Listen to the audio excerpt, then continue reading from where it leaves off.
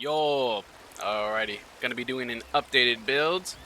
First of all, yes, I am level 43 still. Just been doing a lot of PvP, bunch of edits, and still gotta make that money. I got bills to pay. I believe I'm just under 500 subs away from actually starting to make some pennies, so that's pretty good.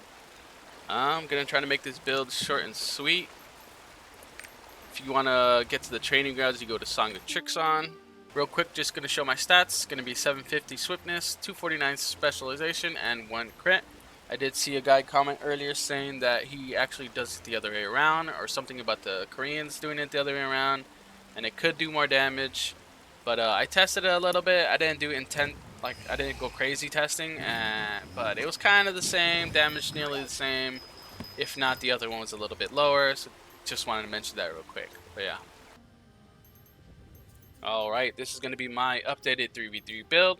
Going to start off with the must abilities. These are pretty much you're going to want to run always if you're going to be PvPing. Flash Step. Going to go through these pretty quickly here. Flash Step is going to be 10 points. Move distance, extra bonus damage off of 3 casts, and minus energy cost. W is going to be Deadly Fingers. This one's going to be 10 points as well. This one I like to run the Heavenly Squish. 10 points in this one. This one you're going to want to run the ranged first one, and here I used to run the fire, but now I've figured out that this one's way better just because you can insta-cast, and it gives a little paralyze that doesn't let them cast anything, I believe, for like a second or two or something like that. But generally you're going to want it just because it casts really fast, and you're going to want to turn it into normal mode just to push forward instead of the top down. Alright, next one's going to be the A, for me at least, is going to be 10 points. I like to run this with the cooldown. You could run with the energy cost if you find yourself running out quickly. Plus 30% damage, and the triple attack is pretty much a must. These abilities you can kind of interchange, other than, of course, the energy release for 3v3s. This one you're going to want to run 7 points, plus attack power with this one for 6% for, I believe, 16 seconds. And then the extra minus 25% damage. Next is going to be the this one's going to be Magnetic Palm. On the S, I like to run this. This one you can keep this at 7 as well. This one minus damage and tenacity. You could run this, but I found out it's not really that worth. And yeah, but you can actually swap this one out for Crippling Barrier. But I actually found that I actually recently like to use it in addition. Just because having the Merciless Pummel just for the extra damage is not necessarily necessary, I guess, but I just found the utility from this Crippling Barrier just to be way better. This one you're going to want to run 10 points, minus % damage as well, the tenacity as well, and the knockbacks. You can actually let go of the cast early and get that extra knockback on like 2 to 3 people. It can be pretty nuts, lets you get your combos off right after.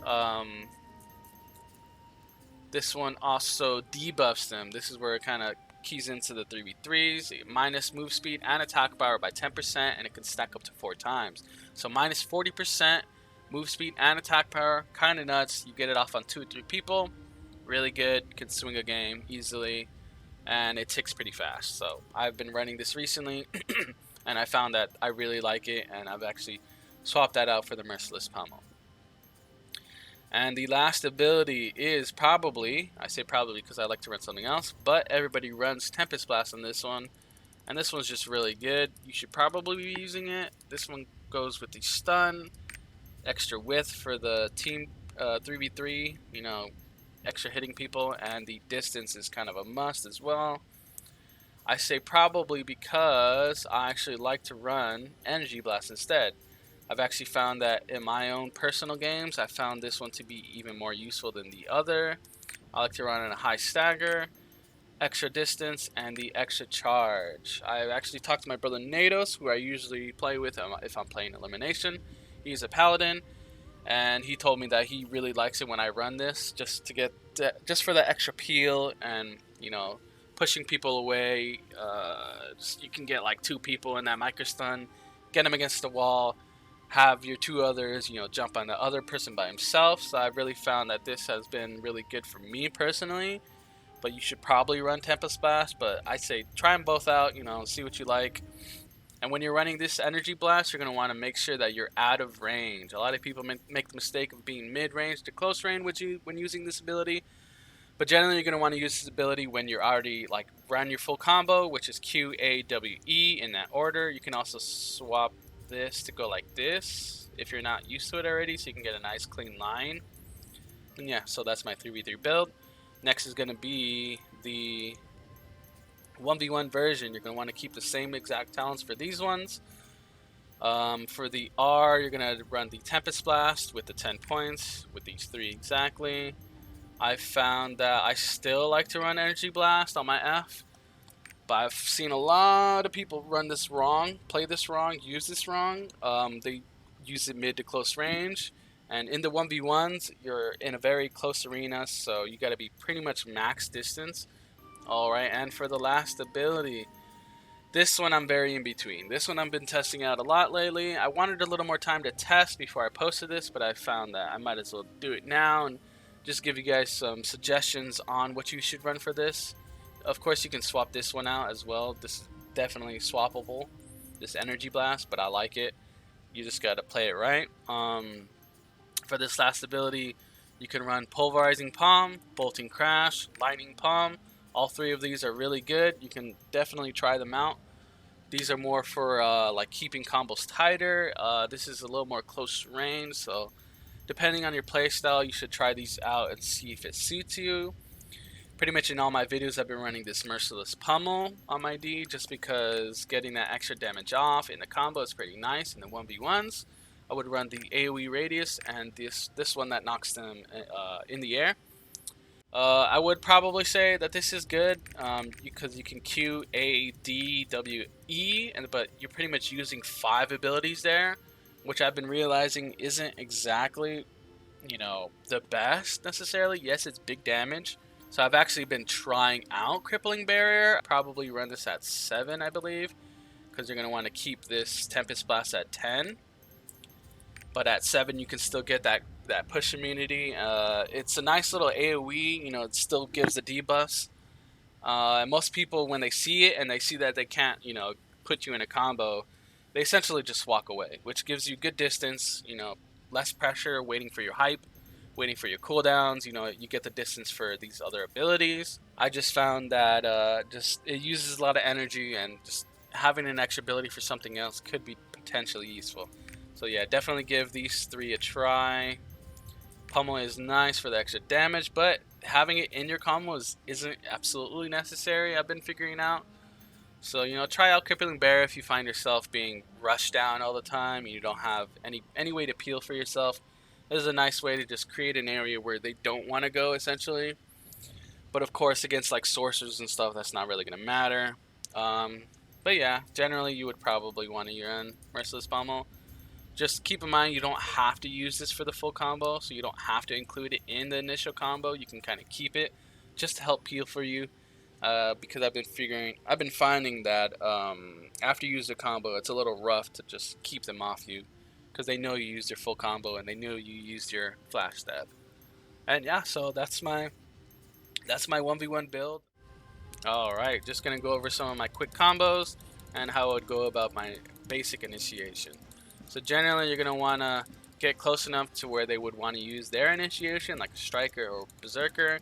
Dash out to dodge it, dash to the side because they might use another one, and then you space and then dash. So space dodge roll to get an instant Q cast off, to get that initial stun to lock in your full combo, essentially. So outside space dash. So once you can get that down, where you go Q, space dash, you know, just try to get used to space dashing. But yeah, so you basically outside space dash, and then you go A, D, W, E.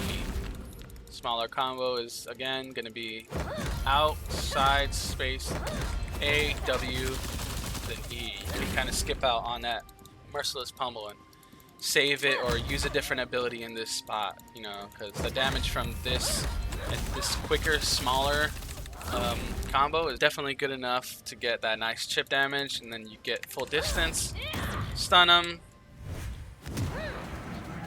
get a nice energy blast off. So range dash, dash, dash, A, D. He has like a split second where he might, if you're not tight enough, you can hit that floor and get a dodge roll off. So that's why I've been more into just stunning, getting the full dash, A, W, E, and saving the D to do that. And yeah, like I said, I do like running Crippling Barrier sometimes now.